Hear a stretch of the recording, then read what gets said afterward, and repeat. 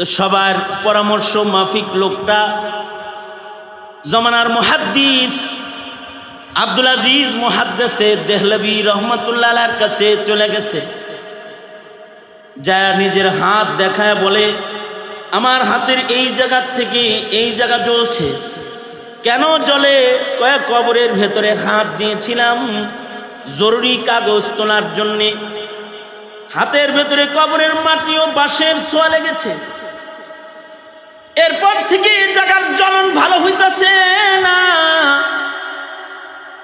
আব্দুল আজিজ মুহাদ্দিসে দেহলভী বলেন, কবরের আযাবের আগুনের স্পর্শে তাপের একটা ছেক তোমার হাতে লেগে গেছে। এটা তো মৃত্যুর আগে দোজকের আগুনের আসর যেহেতু লেগেছে, এটা মরার আগে আর ভালো হবে না। এই কথা বলতেই এই লোকটার চোখ দিয়ে চোখের পানি ঝরঝর করে ঝরবার লাগছে। আর সে কান্না করতেছে আর বলতেছে, যে কবরের ভেতরে আযাব হয়েছে, এমন কবরের মাটি ও বাঁশের ছোঁয়ার কারণেই যদি জ্বলন এত হয়, আমি যদি নিজের আমল, নিজের নেক আমল, নিজের ঈমান ঠিক না করে কবরে যাই, আর যদি আমার কবরের ভেতরে দাও দাও করে আগুন ধরে যায়। আল্লাহর রাসূল বলেছেন, দুই প্রকারের কবর। এক প্রকারের কবর হুফরাতুম মিন হুফারিন নার, এক প্রকারের কবর আছে যার ভেতরে আগুন আর আগুন, আগুনের খণ্ড। আর এক প্রকারের কবর আছে রাউজাতুম মিন রিয়াজিল জান্নাহ। নেক আমল লইয়া কবরে গেলে, ঈমান লইয়া কবরে গেলে, নেককারের কবর জান্নাতের বাগান, আর বদকারের কবর দোজকের খণ্ড। যদি আমার কবর যদি দোজকের খণ্ড হইয়া যায়, আরে কবরের আযাবের আসর মাটির ভিতরে আছে, সেই মাটির ছোঁয়া লাগলে যদি দেহের ভিতরে এত জ্বলন, এত অশান্তি হয়, তাহলে দোজকের খণ্ড যদি আমার কবর হয়, না জানি আমার কি হালত হবে। এই যে খৌফ ও খাশিয়াতে খোদাবন্দি, আল্লাহ পাকের আযাবের ভয়ে তাকে যে আক্রমণ করেছে, আর দোজকের ভয়ে সে আল্লাহ জাহান্নাম থেকে মুক্তি চাই বলে চিৎকার করে কান্না শুরু করেছে, আর তার চোখের পানি যে গড়ায় পড়েছে। আব্দুল আজিজ মুহাদ্দিসে দেহলভী সাথে সাথে তার হাত টান দিয়া তার চোখের পানিগুলো হাত দিয়া নিয়ে তার হাতের ভেতরে ডলে দিয়েছে। মুহাদ্দিসে দেহলভী চোখের পানি হাতে ডলার সাথে সাথে হাতের জ্বালা পোড়া বন্ধ হয়ে গেছে। এবার মুহাদ্দিসে দেহলভী বলে, শেখ আব্দুল আজিজ বলে, এই আমার দরবারের আমার মুরিদানেরা, আমার শাগরিদেরা, তোমরা কিন্তু এই হাত ভালো হওয়াটাকে আমার কারামত মনে করো না। এটা আমার কারামত নয়, এটা হলো আল্লাহর ভয়ে, দোজকের আগুনের ভয়ে গড়ায় পড়া চোখের পানির পাওয়ার। এই চোখের পানি একমাত্র দোজকের আগুনকে নিভানোর মতো পানি। দুনিয়ার আগুন সাধারণ পানি দিয়ে নিভে, কিন্তু দোজকের আগুন কিন্তু চোখের পানি ছাড়া নিভে না। চোখের পানি লাগাইছি তো দোজকের আগুনের জ্বালা পোড়া ভালো হয়ে গেছে। যাদেরকে আল্লাহ তাআলা নেকির কাজ করার সুযোগ দেয়, তাদেরকে আল্লাহ তাআলা সবচেয়ে বড় নিয়ামতটা দিয়ে দেয়। টাকা বড় নিয়ামত না নেকি বড় নিয়ামত? যাদেরকে আল্লাহ ক্ষমতা দান করে, দুনিয়ার জিন্দেগিতে তাদেরকে ইজ্জতের চেয়ার দেয়, আর কাউকে আল্লাহ তাআলা ইবাদতের তৌফিক দান। ইবাদতের তৌফিকের মসনদটা ক্ষমতার মসনদের চেয়ে কম দামি না বেশি দামি?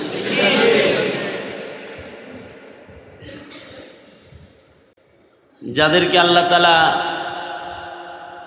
আল্লাহওয়ালাদের একটু সোহবতে যাওয়ার সুযোগ দেয়, এই যে আসছেন বসছেন, আলেম ওলামার সান্নিধ্য সহবতে বসছেন, এটা কত বড় দামি নিয়ামত।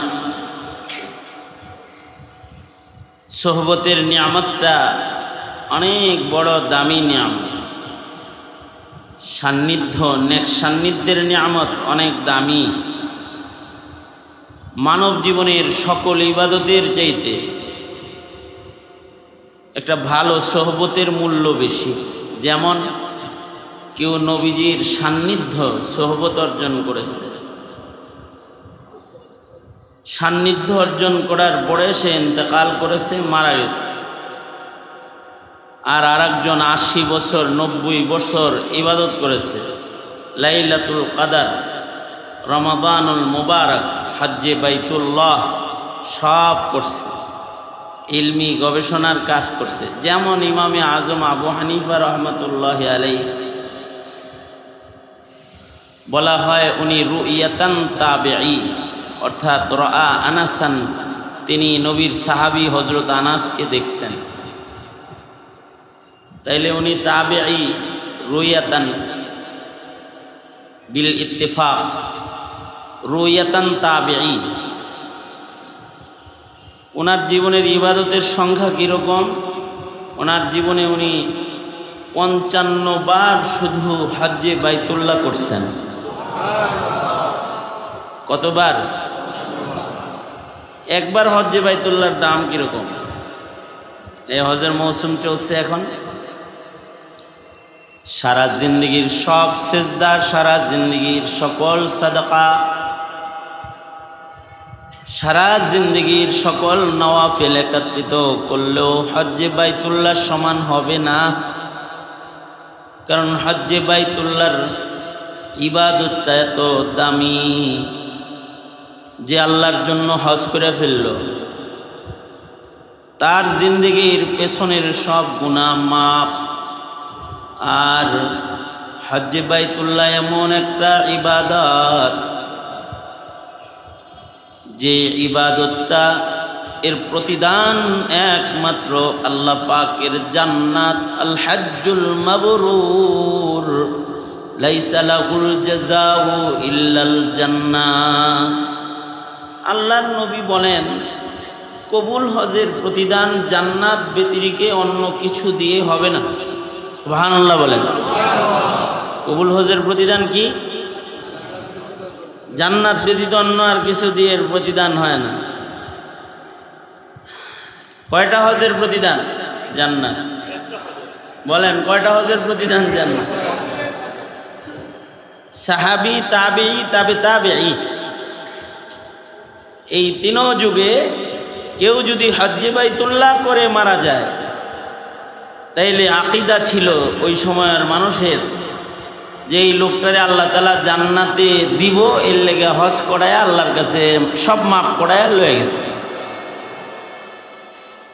শরীয়তে ইসলামের বিশেষ 3টি ইবাদত আছে, যে ইবাদতগুলো করার পরে কেউ যদি মারা যায়, 3টা ইবাদত এমন আছে যে ইবাদত করার পরে কেউ যদি ইন্তেকাল করে, তাইলে বোঝা যায় যে এই ইবাদতগুলো যেহেতু আল্লাহ করাইছেন। এই মুসলমান আমার গরম লাগে না, এদিকে যা। হ্যাঁ, কোন মেশিন? আমার মেশিন না তোর মেশিন? লাগা লাগা, তাড়াতাড়ি লাগা। নজর করিস না, আমি অল্প কিছু সময় কথা বলার এরাদা, বেশি সময় না। খেয়াল করে শুনলে কথাগুলো স্মরণ থাকবে। আর আজকে বেশি কথা বলা ঠিক না, সামনে আরও 2 দিন প্রোগ্রাম আছে। যত তাড়াতাড়ি শেষ করে যাওয়া যায় তত তাড়াতাড়ি আল্লাহর বান্দাদের আরাম।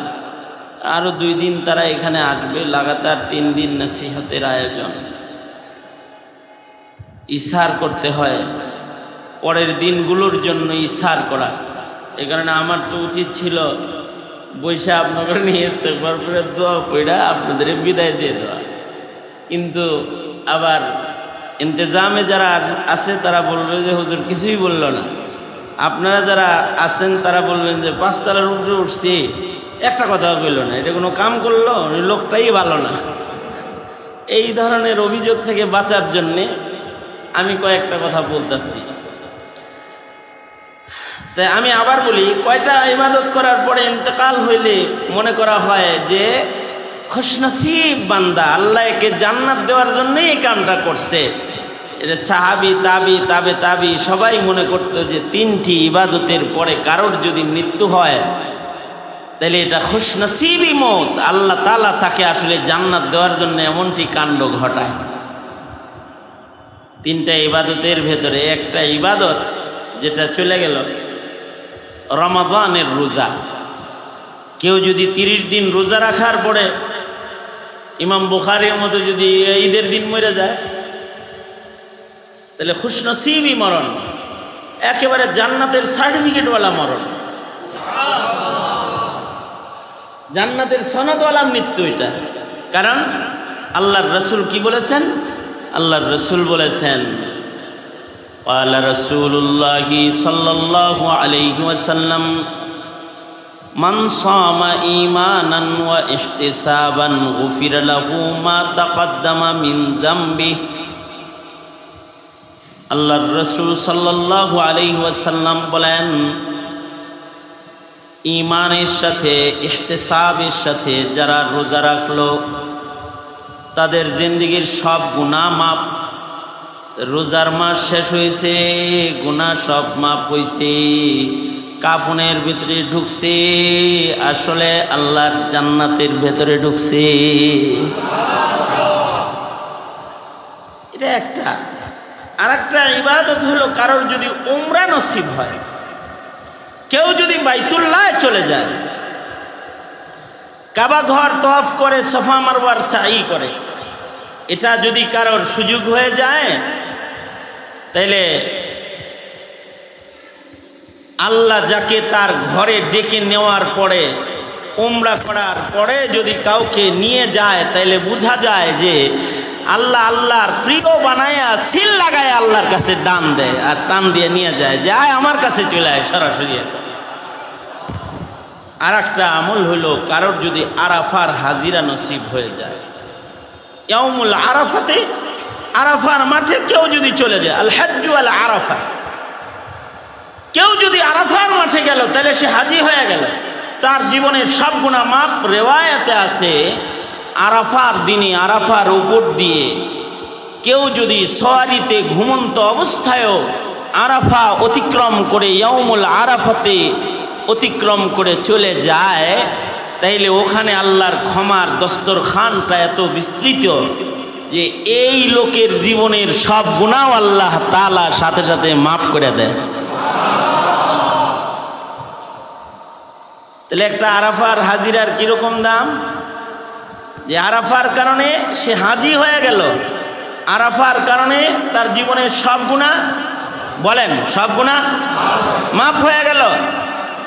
সব গুনাহ যার মাফ হইল তার কি দোজখ রইল না, সে জান্নাতি হয়ে গেল।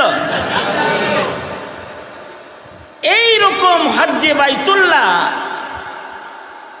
ইমামে আজম আবু হানিফা রাহমাতুল্লাহ আলাইহি করছেন 55 বার, শুধু হজ করছেন 55 বার। উমরা এগুলোর কোনো হিসাব নাই। হযরত ওমর 5 বার হজ্জে বাইতুল্লাহ করেছেন।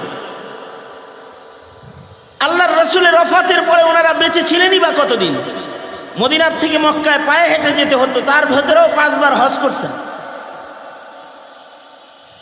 বারবার গেছেন কেন? হযরত ওমরে বলা হয়েছে হজের দাম বেশি না সদকার দাম বেশি, এত বারবার যাওয়া লাগবো কেন? হযরত ওমর কয়, কিসের সাথে কি মিল দেয়, কিসের সাথে কি, মানে আমাদের দেশে বলে না কি এর লগে কি পান্তাভাতে কি, এরকম কোন ইবাদতের মিল কিসের সাথে দিতেছে? হজ্জে বাইতুল্লাহ যদি কারোর সুযোগ হয়ে যায় তাহলে তো শরীয়তে ইসলামের সবচেয়ে আজিমুস শান ইবাদত তার নসিব হয়ে গেল। এই 5 বছরের 5 দিনের বদলায় তার 80 বছরের সব গুনাহ মাফ করে আল্লাহ তাকে ওলি বানায় দিবে। সর্বোচ্চ কঠিন ও ফজিলতপূর্ণ ইবাদত। আব্দুল্লাহ ইবনুল মুবারক রহমতুল্লাহ আলাইহির জীবনে ৮০ বারেরও বেশি হজ উমরা আছে। তাও কিরকম হজ? হজ হলো ওনার হজ ছিল এরকম। আব্দুল্লাহ ইবনুল মুবারকের হজ কিরকম ছিল? তো উনি হজে যাওয়ার আগে ঘোষণা দিতেন, কারা কারা হজে যাবি? তো সবাই মিলা রাজি হইতো, হজরত আপনার লগে হজে যাব। তো উনি সবাই টাকা জমা নিতেন, নিয়ে সকলকে নিয়ে হজে যেতেন, ভালো ভালো খাওয়াইতেন, সুন্দরভাবে মাসাইল সহ হজ করাইতেন। করায় আইসা বাড়িতে আইনা আবার বলতেন, তুমি যে টাকা দিছিলা এটা খরচ হয় নাই, নাও তোমার টাকা ফেরত নাও। সবাই টাকা আবার ফেরত দিয়ে দিতেন। অর্থাৎ শুধু নিজের টাকায় হজ করতেন না, যারা আল্লাহর মেহমান তাদেরকে নিজের টাকা দিয়ে হজ করাইতেন। এই উনার ৮০ বছরের হজ উমরা, ৮০ বারেরও বেশি হজ উমরা, অথবা ইমামে আজম আবু হানিফার ৫৫ বারের হজ, অথবা সারা জিন্দেগির ইলমি গবেষণা, মাযহাব দাঁড় করাইছেন, ইলমি খাদামাত সব যদি এক জায়গায় করা হয়, আর আল্লাহর রাসূলের সোহবত উঠাইছে ১ সেকেন্ড, নবীজিরে দেখছে, নবীর সোহবত নিছে, কালেমা পড়ছে, মরে গেছে, আর কোনো সামান তার নাই, এইটুকুই আছে। এই রকম হজ উমরাওয়ালা তাবেঈ সব এক জায়গায় কইরাও মিজানের পালার একদিকে রাখলে, একজন সাহাবীর একটা সোহবতকে আর এক দিকে রাখলে, সাহাবীর সোহবতের ওজন আল্লাহর আদালতে বেশি হয়ে যাবে। আপনারা আমরা আর নবীর সোহবত আর পাইতাছি না, অথবা তাবেঈর সোহবত পাইতাছি না, তাবেঈকেও পাইতাছি না। যারে পাইতাছি তার সামনেও যদি বসি, তাহলে এই নেক সোহবতটার মূল্য সামনের জগতে আসা মানুষের, যারা এই নেককারকে পেল না, তাদের হাজার ইবাদতের চাইতে ওই যে যারা পূর্বের জমানার বুজুর্গদেরকে পেয়ে সোহবত উঠায়েছে, তার সোহবতের মূল্য সামনের জগতে আসা মানুষের ৮০ বছরের ইবাদত ৯০ বছরের ইবাদতের চাইতে অনেক বেশি দামি হয়ে যাবে। সে একটা ভালো সোহবত উঠাইছে। এই জমানায় মাহফিলগুলোতে আপনারা যাদেরকে পান, যে সকল মানুষগুলো আসে, আগামীর প্রজন্ম তাদের হয়তো পাবে না, তাদের ইবাদতের চাইতে আপনাদের সান্নিধ্যের মূল্য বেশি হবে, এটাই প্রমাণ করে। তাহলে এত বড় একটা নেকির কাম, এটার শুকরিয়া আছে না? শুকরিয়া কখন করবে? যখন সে এটার মূল্য বুঝবে তখন করবে।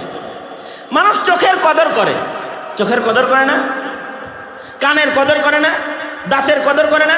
একটা দাঁত যদি নড়াচড়া শুরু করে, তাহলে ডেন্টালিস্ট দেখাইতে দেখাইতে মরে যাবে স্যার, ঠিক না? এরকম অবস্থা না, যায় বয়ে থাকে। যদি কয় তুমি সপ্তাহে 2 দিন আসবা, এভাবে 3 মাস আইবা, তারপরে দাঁতের চিকিৎসা, এই এক দাঁতের নড়াচড়া ঠিক করার লেগা সপ্তাহে 3 দিন যাইব আর 2 মাস যাইব। একজন দেখি যে গুনা দিয়ে দাঁত বাইন্ধে রাখছে। কি ব্যাপার, আপনি এরকম বাইন্ধে রাখছেন? কয়েকদিন? অনেক দিন। আর কয়দিন রাখতে হইব?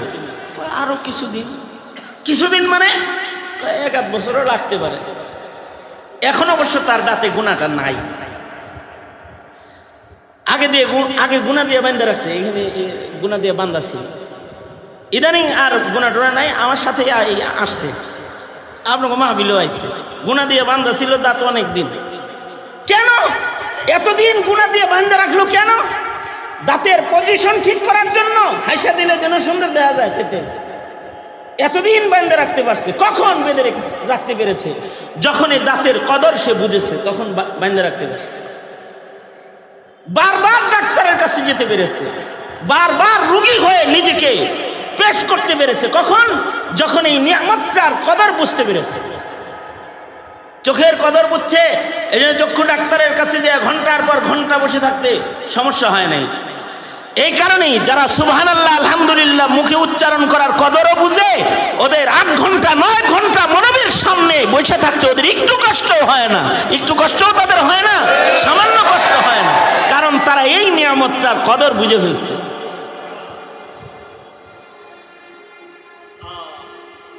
এজন্য আগে তো নিয়ামতের কদর বুঝতে হবে না। আল্লাহ পাকের আমাদের দেহের ভিতরে যে নিয়ামতগুলো আছে, আমাদের দেহের ভিতরে কিছু নিয়ামত আছে, এর এক একটা নিয়ামতের কিরকম দাম। আমাদের এক বুজুর্গ এক মসজিদে গেছেন, যা দেখে মসজিদের এরকম পিলারের সাথে হেলান দিয়ে একজন বয়ে বয়ে ঘুমাইতেছে। তো উনি যে জিজ্ঞেস করছেন, এই তুমি হেলান দিয়ে ঘুমাও কেন, সোজা শুয়ে পড়ো। তো উনি বলে কি, আমার জন্য শোয়ার সুযোগ নাই, 21 বছর হয়ে গেছে, মুঝে লেট কর সোনা नहीं आता, আমি 21 বছর ধরে এরকম বসে ঘুমাই, শুয়ে ঘুমাইতে পারি না। কত বছর? 21 বছর। আমিও 4 মাস শুয়ে ঘুমাইতে পারি না। কয় মাস? 4 মাস এমন গেছে যে 4 মাসের ভেতরে লেট কর সোনা नहीं आया, সোজা হয়ে শোয়ার সুযোগ হয় নাই 4 মাস। কারণ কি? কারণ হাতের স্টিক নড়বড়ে হয়ে গেছে, এখানে একটা রড লাগানো ছিল, এটা নড়বড়ে হয়ে গেছে, এখন শুইলে হাত রাখতে পারি না, ধরে রাখলে ব্যথা কম থাকে, শুয়ে থাকলে ব্যথা বেশি করে, তো বসে বসে 4 মাস লেট কর সোনা नहीं आया, নিজের সোজা হয়ে শোয়ার সুযোগ হলো না। কয় মাস? 4 মাস। তো ওনারে বলতেছে, তুমি শুয়ে ঘুমাও না কেন? আমি শুয়ে ঘুমাই না, 21 বছর হয়ে গেছে, মুঝে লেট কর সোনা नहीं आता। কেন? তো ওই লোক বলতেছে, আমি একটা নিয়ামত থেকে বঞ্চিত হয়ে গেছি 21 বছর আগে। কি নিয়ামত? আমার খাদ্য থলে যেটা আছে, পাকস্থলী, খাদ্য থলের মুখের ভেতরে যে টিউবটা আল্লাহ তাআলা কুদরতিভাবে লাগাইয়া দিচ্ছেন, যেই টিউবটা দিয়ে খাবার ভেতরে ঢুকে কিন্তু উল্টা পথে খাবার বের হয় না, যে পথে ঢুকলো সে পথে বের হয় না, পেছনের 2 পথে বের হয়। ঢুকে কিন্তু এক পথে মানুষের খাবার দাবার। অফি আনফুসিকুম আফালা তুবসিরুন এর বিশ্লেষণ করতে গিয়ে ইমাম বুখারী রাহমাতুল্লাহ আলাইহি বলছেন, দেখছো খাও পান করো একটা দিয়া, কিন্তু বাইরে হয় 2টা দিয়া। আল্লাহর অনেক বড় নিয়ামত। তুমি যেহেতু পানি খাইলাও মুখ দিয়া, খানা খাইলাও মুখ দিয়া, কিন্তু পানি বাইর করলা সামনে দিয়া, আর খাবারের মলমূত্র বাইর করলা পিছন দিক দিয়ে, আল্লাহ বাইর করে দিল। এটা আল্লাহর নিয়ামত। যদি আল্লাহ খাওয়ার লাইন যেরকম একটা রাখছে, খালি বাইরে হওয়ার লাইন যদি একটা রাখতো, তাহলে এইরকম বইয়া বয়া শুনতে পারত না, দুর্গন্ধ হয়তো একজনের গায়ের থেকে আরেকজন। আরে খালি হাওয়া বাইরেলি উঠে চলে যাও, একসাথে জামাতে বসে রয়েছে, একটু হাওয়া নির্গত হয়েছে, তো পাশের লোকজন উঠে চলে যাবে। হাওয়া বের হয়েই যদি চলে যায়, যদি পানি আর শক্ত জিনিস যদি একই পথ দিয়ে বের হইতো, তাহলে 24 ঘন্টা ওখান দিয়ে পায়খানা পথ দিয়ে নাপাক নির্গত হইতো, যে একজন আরেকজনের পাশে বসে খাবার এক দস্তরখানে খেতে পারতাম না, এক কাতারে নামাজ পড়তে পারতাম না, একসাথে বসতে পারতাম না। কত বড় নিয়ামত!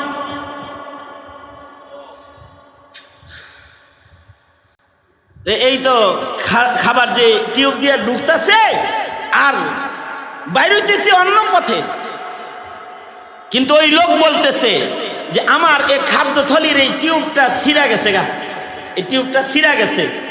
বলের ভেতরে যেরকম টিউব লাগানো আছে, বাতাস ভেতরে যায় কিন্তু উল্টা দিকে বের হয় না। ট্রাকের চাক্কার ভেতরে টিউব আছে, বাতাস ভেতরে ঢুকে ওই পথে বের হয় না, প্রয়োজনে টিউব টায়ার ছিঁড়া বাইরে যাইব, কিন্তু এই পথে বাইরে হইতেছে না।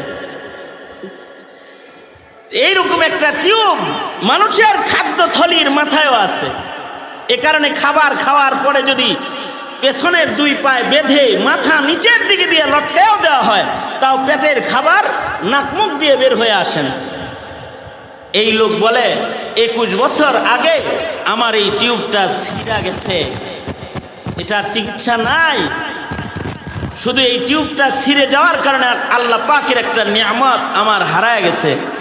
এখন আমার 21 বছর যাবত আমার শুয়া ঘুমানো হারাম হয়ে গেছে। জানি না যতদিন বেঁচে থাকবো তো আমার শুয়ে ঘুমানোর সুযোগ হয়তো আর হবে না, কারণ আমি খাবার খেয়ে শুইলে আমার পেটের জিনিস মুখ দিয়া নাক দিয়া বের হয়ে যায়। নাউজুবিল্লাহ। কয়টা নিয়ামত? একটা নিয়ামত। এইরকম অগণিত অসংখ্য নিয়ামত আমাদেরকে আল্লাহ তাআলা দান করছেন। এই সব নাজ নিয়ামত একত্রিত করলেও, কোন ইবাদত একত্রিত করলেও সোহবতের নিয়ামতের সমান হবে না। যার সোহবতের নিয়ামত হাসিল হয়ে গেছে এটা সমান হবে না। একটা সুবহানাল্লাহর মূল্য এই সব দিয়া হবে না, এই সব নিয়ামত দিয়া হবে না। এই চোখ, কান, নাক এগুলো কিছুই নাই একজনের, কিন্তু তার মুখে আছে আল্লাহ আল্লাহ আল্লাহ আল্লাহ। তো লা তাকুমুস সাআহ, কিয়ামত সংগঠিত হবে না। কত বড় নিয়ামতে আওয়াজটা, আল্লাহু আকবার কবীরা। কত বড় নিয়ামত! আল্লাহর রাসূল বলেছেন আল্লাহ আল্লাহ বলনেওয়ালা একজন মানুষ থাকতেও কিয়ামত সংগঠিত হবে না। তার মানে এইগুলোর দাম না, এইটার সুবহানাল্লাহ আল্লাহ আল্লাহ এটার দাম। আল্লাহ আল্লাহ আল্লাহ আল্লাহ এটার দাম। এটা এত বড় নিয়ামত যে সব নাজ নিয়ামতের চন্দ্র সূর্য আসমান জমিন আল্লাহ পাকের নাজ নিয়ামতে সব তছনছ করে দিবেন আল্লাহ তাআলা যদি একটা নিয়ামত না থাকে। আল্লাহ আল্লাহ আল্লাহ আল্লাহ না থাকে। আর এই সব নিয়ামত একত্রিত করলো আল্লাহ আল্লাহ জিকিরের শুধু এই ইবাদত না, হজের ইবাদত, যাকাতের ইবাদত, সব ইবাদত একত্রিত করলে একটা দামি সোহবতের সমান হবে না। এ কারণে এই সোহবতে গেলে পরে দিল নরম হয়, কারণ সোহবতে গেলে পরে মানুষের হৃদয়ের ভেতরে তাকওয়াল্লাহ হয়। সোহবতে সালেহ তুরা সালেহ কুনাদ, সোহবতে তালেহ তুরা তালেহ কুনাদ। নেক সঙ্গ মানুষকে নেককার বানায়। নেককারদের সোহবতে যখন চলে যায় তো দিল নরম হয়ে যায়, দিলের ভেতরে তাকওয়া খাউফ ও খাশিয়াত এসে যায়। শক্ত দিলওয়ালা মানুষটার চোখে পানি এসে যায়। সারা বছর নামাজ পড়ে নাই, ঠিক মতো ইবাদত করে নাই, কিন্তু একজন আল্লাহওয়ালার সোহবতের আসর তার দিলের উপরে এমন ভাবে পড়েছে যে তার শক্ত হৃদয় নরম হয়ে গেছে, চোখের পানি তার বের হয়ে গেছে। এই যে কোনো সোহবতে গিয়ে তার এক ফোঁটা চোখের পানি বের হয়েছে। এক ফোঁটা চোখের পানির মূল্য কত জানো? একটা ফোঁটা চোখের পানি হলে দোজখের আগুন নিভে যাবে। মানুষের চোখ দিয়ে দুই প্রকারের পানি বের হয়। এক প্রকারের পানি হলো পেরেশানির পানি, মানব চক্ষু দিয়ে বের হয়। আর এক প্রকারের পানি হলো খাউফ ও খাশিয়াতের পানি, মানব চক্ষু দিয়ে বের হয়। আল্লাহর ভয়ের পানি, কতরাতুদ দুমু, যেটা চোখের পানি খাশিয়াতুল্লাহর কারণে, যেটা গড়ায় পড়ে মিন খাশিয়াতিল্লাহ, আল্লাহর ভয়ে। ফাফাজাত আইনাহু, যেটার আলোচনা আছে হাদিস, যে চোখের পানি দিয়ে তার চোখ ভরে গেছে, গড়ায় পড়ে গেছে, চক্ষু ভিজে গেছে পানির দ্বারা। কি হবে এই চোখের পানি? খালি চোখে পানি আসলে কি হবে? চোখে পানি আসলে লাভ হবে হলো যে ময়দানে মাহশারে আল্লাহ তাআলা আরশে আজিমের ছায়া দান করবে। এটা নেক সান্নিধ্য ছাড়া আসে না। বাপ মরে গেলে অনেকে কান্দে, মা মরে গেলে অনেকে কান্দে, সন্তান মারা গেলে অনেকে কান্দে, সম্পদে আগুন ধরে গেলে অনেকে কান্দে, কিন্তু সোহবতে গেলে ফাফাজাত আইনাহু, আল্লাহর ভয়ে তার চোখে পানি আসে। সোহবতে গেলে এই যে চোখের পানি আসে, এটার দাম কত, মূল্য কত? এক ফোঁটা চোখের পানি হলে দোজখ নিভে যাবে। আব্দুল আজিজ মুহাদ্দিসে দেহলভী রহমতুল্লাহ আলাইহি, লম্বা সময় নেওয়ার এরাদা নাই, এই কথাটা খালি বুঝে যান। আব্দুল আজিজ মুহাদ্দিসে দেহলভী রহমতুল্লাহ আলাইহি, আল্লাহ তাআলা আমাদের কানতে বলছেন বেশি, হাসতে বলছেন, বলেন কানতে বলছেন বেশি, হাসতে বলছেন কম। ফালিয়াযহাকু কালিলা ওয়ালিয়াবকু কাসীরা। আর আল্লাহর রাসূল বলেন বেশি হাস, ওয়ালা তুকসিরিয যিহক, বেশি হাসবা না। আমাদের তো এখন হাসির আয়োজন, ফেসবুকে হাসির আয়োজন, মোবাইলে হাসির আয়োজন, অনলাইনে হাসির আয়োজন, টেলিভিশনে হাসির আয়োজন, গল্পের বইয়ে হাসির আয়োজন, নাটকে হাসির আয়োজন, সিনেমায় হাসির আয়োজন, রাস্তাঘাটে অনুষ্ঠানে হাসির আয়োজন। কাদার আয়োজন নাই এখন, কাদার আয়োজন এটা নাই এখন। কিন্তু কাদার আয়োজন বেশি হওয়া ছিল, সাহাবায়ে কেরামের সময়ে কাদার আয়োজন বেশি ছিল। কাদা, কারণ কাঁদলে পরে চোখের পানির অনেক মূল্য। দুঃখে পড়ে কান্না না, আল্লাহর ভয়ে কান্না। দুঃখে পড়ে না, আল্লাহর ভয়ে কান্না যেটা, এটার অনেক মূল্য। এ কারণে আল্লাহর রাসূল সাল্লাল্লাহু আলাইহি ওয়াসাল্লাম কাঁদতেন বেশি। হযরত আয়েশা সিদ্দিকা বলেন এত কাঁদতেন যে বিছনা চোখের পানি দিয়ে ভরে যেত, ভিজে যেত, মনে হতো যে মশকের পানি ঢেলে দেওয়া হয়েছে। এত কান্না করতেন আল্লাহর রাসূল যে শুধু কাদার জন্য নবী একাকিত্বকে গ্রহণ করতেন, সেজদা দিয়া কাঁদতেন, কাঁদতেন। নবীর কান্নার আওয়াজে, এত আওয়াজ হইতো কান্নার, যে কান্নার আওয়াজে মাঠের রাখালরাও দাঁড়ায় দাঁড়ায় কাঁদত, উট ছাগল ভেড়া ওরা কাঁদত, নবীর কান্না দেখে ওরা কাঁদতেন। কারণ কান্নার একটা ফোঁটা পানির অনেক মূল্য। কান্নার পানি যেটা মানুষের চোখ দিয়ে বের হয়, এক ফোঁটা চোখের পানি, এটা দোজখের আগুন নিভায়া দিবে, দোজখের আগুনকে নিভায়া দিবে চোখের পানি। কাতরাতান, দুটি ফোঁটা আল্লাহর কাছে দামি, চোখের পানির ফোঁটা আর গায়ের রক্তের ফোঁটা, যেটা কাতরাতুদ দুমু, যেটা আল্লাহর ভয়ে বের হয়েছে, আর কাতরাতুন ফি সাবিলিল্লাহ, আল্লাহর রাস্তায় যে গায়ের রক্তের ফোঁটা বের হয়েছে, যেটা ফিলিস্তিনের মজলুম মুসলমানদের ঝরতেছে রক্তের ফোঁটা। আরেকটা হলো চোখের পানির ফোঁটা।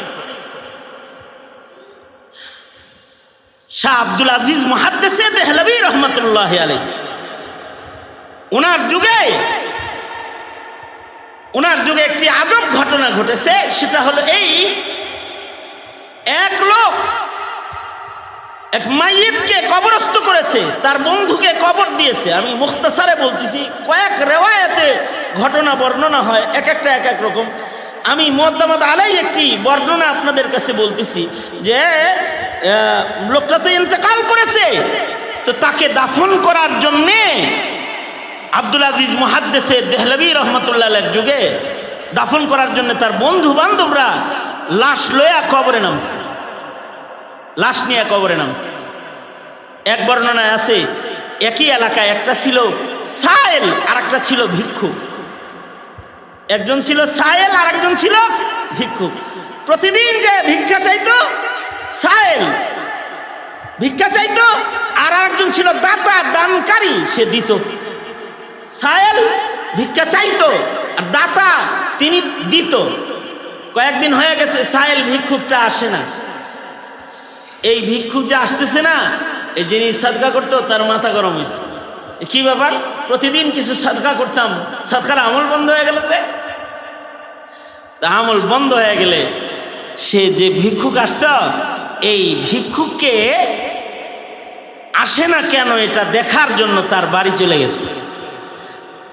আমরা যাই, আমাদের কাছে যদি আসা যাওয়া বন্ধ করে, তাহলে আলাই বালাই মাসকালাই গেছে গা, এই জঞ্জাল গেছে, ভালো হয়েছে, মরছে মনে হয়, এলা আমাদের হালাত। আর উনি গেছে কেন, ভিক্ষুক আসে না কেন? কয়েকদিন হয়ে গেল, তার টাকা জমে রয়েছে, ও আসতেছে না। ডেলি আসে, ডেলি দেই, খায়, নেয় না। কারণ কি, এই ঘর পর্যন্ত চলে গেছে। যা বলে, কিরে ভাই, প্রতিদিন তুমি ভিক্ষার জন্য আমার দুয়ারে দাঁড়াও আর আমি তোমাকে ভিক্ষা দিই, কয়েকদিন হলো তুমি যাও না, তাই আমি তোমার জন্য যেটা বরাদ্দ সম্পদ আছে ওইটা লয়ে আইছি। সব না, ওই যে 6 দিনেরটা রয়েছে এগুলো লাও। রাখছে। রাখার পরে যখন এই লোকটা চলে যায় তখন বলে, ভাই,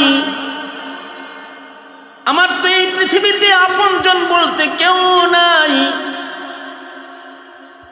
তুমি আমার একমাত্র আপনজন, যে আমার খাবারের খবর নিতে তুমি আমার ঘর পর্যন্ত এসেছো। সুতরাং তোমার কাছে আমার দাবি, যদি শোনো আমার ইন্তেকাল হয়ে গেছে, তো তুমি আমার লাশটাও কবরে নামায়ো, আমার জানাজাটা কইরো, আমার আপনজন হিসাবে তোমার হাতে আমাকে কবরস্থ করো, তো আমার দিল শান্তি পাবে। তো ওসিয়ত মাফিক এই লোক নিজের এই মোহাব্বতের মানুষটাকে কবরে নামানোর জন্য মৃত্যুর পরে হাজির হয়ে গেছে, লাশটা কবরে নামাইছে। কিন্তু কাহিনী হলো যে যখন লাশ কবরে নামায় উঠে আসতেছে, তার জরুরি কিছু সামান কবরের ভেতরে পড়ে গেছে।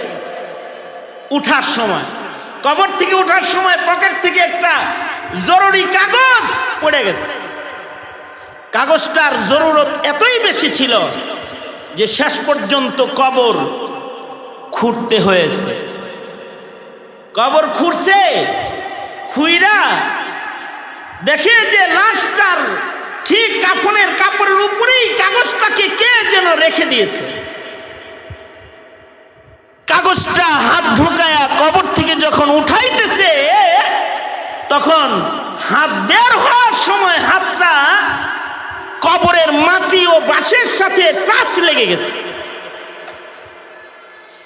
এই যে কবরের মাটির সাথে হাত টাচ লাগছে না, এবার এই হাত অসুস্থ হয়ে গেছে, হাতের ভেতরে জ্বলন, অর্থাৎ এর আগে কবরে আগুন জ্বলতেছিল, যখন জরুরতের কাগজের জন্য হাত ঢুকাইছে, আগুন আল্লাহর কুদরতে আল্লাহ নিভাইছেন, কিন্তু আগুনের গরমিতে মাটি যে গরম হয়েছে, বাঁশ যে গরম হয়েছে, কাগজ তো উঠাইছে, কিন্তু এর সাথে যে একটা ছোঁয়া লাগছে, এই ছোঁয়ার কারণে হাতের জ্বলনের জ্বালা যন্ত্রণার রোগ পয়দা হয়ে গেছে।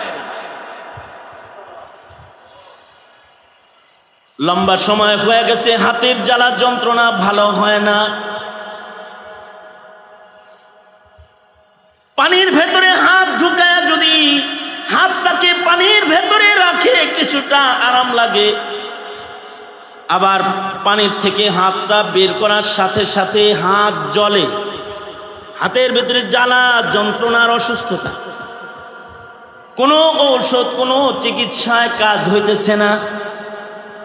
এলাকার লোকেরা বলে, জমানার বুজুর্গ আলেমে দ্বীন আব্দুল আজিজ মুহাদ্দিসে দেহলভী রহমাতুল্লাহর কাছে যাও, হতে পারে আল্লাহর পেয়ারা কোনো দোয়া করে দিলে, তিনি জমানার বড় বুজুর্গ, তিনি যদি দোয়া করে দেন হয়তোবা হাত ভালো হয়ে যাবে।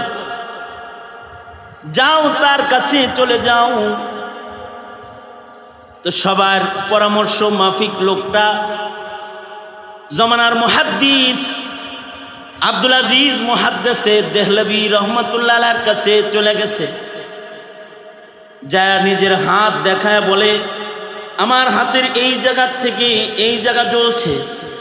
কেন জ্বলে? কয়েক কবরের ভেতরে হাত দিয়েছিলাম জরুরি কাগজ তোলার জন্যে, হাতের ভেতরে কবরের মাটি ও বাঁশের ছোঁয়া লেগেছে, এরপর থেকে এই জায়গার জ্বলন ভালো হইতাছে না। আব্দুল আজিজ মুহাদ্দিসে দেহলভী বলেন, কবরের আযাবের আগুনের স্পর্শে তাপের একটা ছেক তোমার হাতে লেগে গেছে, এটা তো মৃত্যুর আগে দোজকের আগুনের আসর যেহেতু লেগেছে, এটা মরার আগে আর ভালো হবে না। এই কথা বলতেই এই লোকটার চোখ দিয়ে চোখের পানি ঝরঝর করে ঝরবার লাগছে, আর সে কান্না করতেছে আর বলতেছে, যে কবরের ভেতরে আযাব হয়েছে এমন কবরের মাটি ও বাঁশের ছোঁয়ার কারণেই যদি জ্বলন এত হয়, আমি যদি নিজের আমল, নিজের নেক আমল, নিজের ঈমান ঠিক না করে কবরে যাই, আর যদি আমার কবরের ভেতরে দাও দাও করে আগুন ধরে যায়, আল্লাহর রাসূল বলেছেন দুই প্রকারের কবর। এক প্রকারের কবর হুফরাতুম মিন হুফারিন নার, এক প্রকারের কবর আছে যার ভেতরে আগুন আর আগুন, আগুনের খণ্ড। আর এক প্রকারের কবর আছে রাউজাতুম মিন রিয়াজিল জান্নাহ, নেক আমল লইয়া কবরে গেলে, ঈমান লইয়া কবরে গেলে নেককারের কবর জান্নাতের বাগান, আর বদকারের কবর দোজখের খণ্ড। যদি আমার কবর যদি দোজখের খণ্ড হইয়া যায়, আরে কবরের আযাবের আসর মাটির ভিতরে আছে, সেই মাটির ছোঁয়া লাগলে যদি দেহের ভিতরে এত জ্বলন এত অশান্তি হয়, তাহলে দোজখের খণ্ড যদি আমার কবর হয়, না জানি আমার কি হালত হবে। এই যে খৌফ ও খাশিয়াতে খোদাবন্দি, আল্লাহ পাকের আযাবের ভয়ে তাকে যে আক্রমণ করেছে, আর দোজখের ভয়ে সে আল্লাহ জাহান্নাম থেকে মুক্তি চাই বলে চিৎকার করে কান্না শুরু করেছে, আর তার চোখের পানি যে গড়ায় পড়েছে। আব্দুল আজিজ মুহাদ্দিসে দেহলভী সাথে সাথে তার হাত টান দিয়া তার চোখের পানিগুলো হাত দিয়া নিয়ে তার হাতের ভেতরে ডলে দিয়েছে।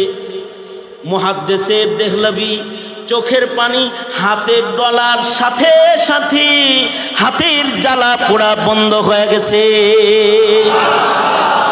এবার মুহাদ্দিসে দেহলভী বলে, শেখ আব্দুল আজিজ বলে, এই আমার দরবারের আমার মুরিদানেরা, আমার শাগরিদেরা, তোমরা কিন্তু এই হাত ভালো হওয়াটাকে আমার কারামত মনে করো না। এটা আমার কারামত নয়, এটা হলো আল্লাহর ভয়ে, দোজখের আগুনের ভয়ে গড়ায় পড়া চোখের পানির পাওয়ার। এই চোখের পানি একমাত্র দোজখের আগুনকে নিভানোর মতো পানি। দুনিয়ার আগুন সাধারণ পানি দিয়ে নিভে, কিন্তু দোজখের আগুন কিন্তু চোখের পানি ছাড়া নিভে না। চোখের পানি লাগাইছি তো দোজখের আগুনের জ্বালা পুরা ভালো হয়ে গেছে। এ কারণে বুজুর্গদের কাছে কখনো কখনো নিজের পেছনের গুনাহের স্মরণে কান্না করার নিয়ত করেই যেতে হয়, যে বলবো ওনার সামনে, কাঁদবো আমি, দুফোঁটা চোখের পানি ফেলবো আমার চোখ থেকে, আল্লাহর আযাব দোজখ থেকে বাঁচার আশা। এটাই নিয়ত করে যাবে যে চোখের পানি ফেলবে, এটাই নিয়ত করে যাবে যে একটু আল্লাহর নামের আওয়াজ, সুবহানাল্লাহ, আলহামদুলিল্লাহ, জিকরুল্লাহর আওয়াজ দেবে। কারণ ফামান ইয়ামাল মিসকালা যাররাতিন খায়রান ইয়ারা, জীবনের এক যাররা পরিমাণ নেকির কাজ যেটা, এটা নামায়ে আমালে থাকবে। আর এই নেকির কাজগুলোই বান্দার দোজখের আগুন থেকে মুক্তির জন্য সামান। তার জিন্দেগির নেকির কামগুলাই তার জীবনের সবচেয়ে বড় দামি নিয়ামত। আল্লাহু আকবার বলেন, এটা সবচেয়ে দামি নিয়ামত। নেকির কাজের চেয়ে বড় দামি নিয়ামত আর নাই। হ্যাঁ, মানব জীবনের কখনো কখনো ছোট ছোট নেকির কাজগুলো বান্দার দোজখের আগুন থেকে মুক্তির কারণ হয়ে যায়। দোয়া করি 3 দিন ব্যাপী মহতী সম্মেলনের আজকের প্রথম দিনের এই 5 তারা পর্যন্ত উঠা, 2টা কথা শোনা, একটু চোখ শীতল হওয়া, ফাফাজাত আইনা, চোখের কোনায় একটু পানি আসা, আল্লাহর ভয় আসা, কবরের ভয় আসা, এইটাও অনেক বড় দামি ইবাদত। এইটার উসিলা আল্লাহ আমাকে মাফ করে দেয়। ওই সামনের 2 দিনে এই আমলই হবে। একটু আল্লাহওয়ালাদের কাছে বসলে আল্লাহর নাম হবে, একটু চোখে পানি আসবে। আল্লাহ আমাদেরকে তৌফিক দান করেন, এই নিয়ামতগুলোর কদর করার তৌফিক দান করেন। সবাই ইস্তিগফার পড়েন, আস্তাগফিরুল্লাহ রাব্বি মিন কুল্লি যামবি ওয়া আতুবু ইলাইহি লা হাওলা ওয়ালা কুওয়াতা ইল্লা বিল্লাহিল আলিয়্যিল আযীম। আস্তাগফিরুল্লাহাল্লাযী লা ইলাহা ইল্লা হুয়াল হাইয়ুল কাইয়্যুম ওয়া আতুবু ইলাইহি। আলহামদুলিল্লাহি রাব্বিল আলামিন। والصلاة والسلام على سيد الأنبياء والمرسلين محمد وعلى آله وأصحابه أجمعين. ربنا آتنا في الدنيا حسنة وفي الآخرة حسنة وقنا عذاب النار. رب ارحمهما كما ربياني صغيرا.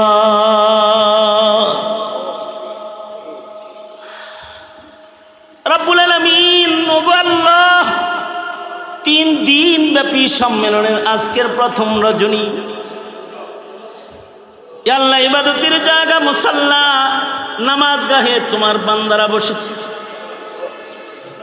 মাদ্রাসার আয়োজনে মাহফিল, আল্লাহ কষ্ট করে তোমার বান্দারা উপরে উঠেছে শুধু তোমার নাম জপার আশায়, তোমার ভয়ে চোখের পানি ফেলার আশায় ভিক্ষুকের মতো 2টা হাত বাড়ায় ধরেছি।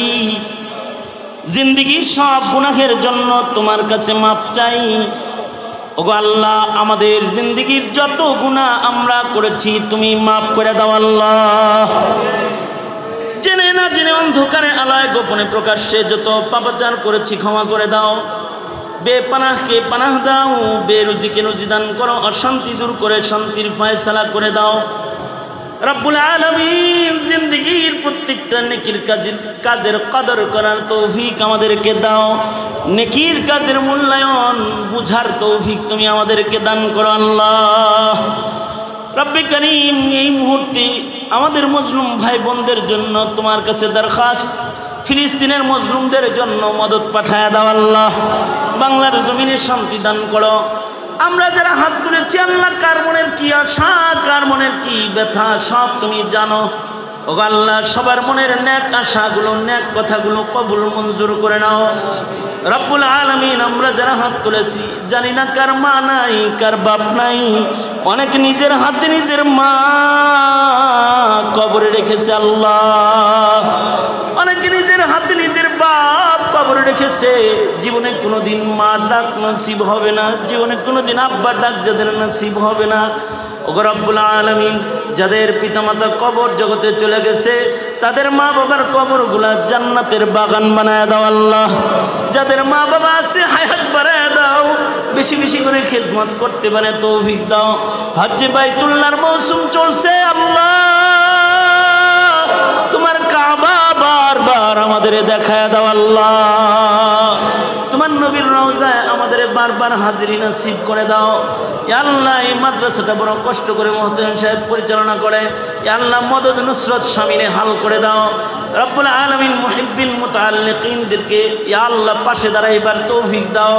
ইয়া আল্লাহ, দোস্ত হামিম বানায় দাও, দুশমনদেরকে দোস্ত বানায় দাও আল্লাহ রব্বুল আলামিন। জানি না কোন দোকানের কাফন আমাদের জন্য রেডি হয়ে গেছে আল্লাহ, কোন সবের বাস না জানি পাইকে গেছে আল্লাহ।